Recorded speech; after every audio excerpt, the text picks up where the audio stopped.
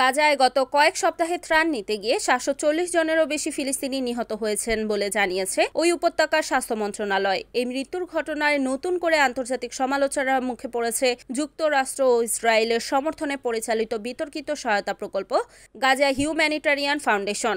গাজা স্বাস্থ্য মন্ত্রণালয়ের তথ্য অনুযায়ী গাজা হিউম্যানিটারিয়ান ফাউন্ডেশনের সহায়তা কেন্দ্রে খাবারের জন্য অপেক্ষা করতে গিয়ে অন্তত ৭৪৩ জন ফিলিস্তিনি নিহত ও ৪,৮৯১ জন আহত হয়েছেন। আল জাজিরার গাজা সিটি প্রতিনিধি হানি মাহমুদ বলেন, এটা একেবারে সংক্ষিপ্ত একটি হিসাব। বাস্তবে নিহত ও আহতের সংখ্যা আরও বেশি হতে পারে। ক্ষুধার্ত পরিবারগুলো যখন বেঁচে থাকার শেষ আশায় খাদ্য নিতে আসছে তখনই হামলা হয়।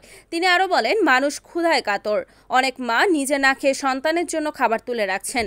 পরিবারগুলো খাবার বাঁচিয়ে বাঁচিয়ে খাচ্ছে। কেউ কেউ পুরো দিন না খেয়ে কাটাচ্ছেন। গাজা হিউম্যানিটেরিয়ান ফাউন্ডেশন প্রকল্প চালু হয়েছে গত মে মাসের শেষ দিকে, কিন্তু বিভিন্ন সূত্রে দাবি উঠেছে এই প্রকল্পের নিরাপত্তা কর্মীরা ও ইসরায়েলি সেনারা খাদ্য নিতে আসা ফিলিস্তিনিদের ওপর গুলি ছুড়ছে।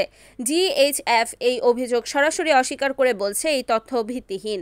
আমরা আমাদের সাইটগুলোর নিরাপত্তাকে অত্যন্ত গুরুত্ব সহকারে দেখি। তবে যুক্তরাষ্ট্রের প্রেসিডেন্ট ডোনাল্ড ট্রাম্পের প্রশাসন জিএইচএফ এর প্রতি সমর্থন বজায় রেখেছে। মার্কিন পররাষ্ট্র মন্ত্রণালয়ের একজন মুখপাত্র বলেন, জিএইচএফই একমাত্র সংস্থা যা গাজায় খাদ্য পৌঁছে দিতে পেরেছে। জুন মাসের শেষ দিকে যুক্তরাষ্ট্র এই প্রকল্পে সরাসরি $30 মিলিয়ন অনুদান দেয়। Desk report, Kamruzzaman Kamrul, NN TV.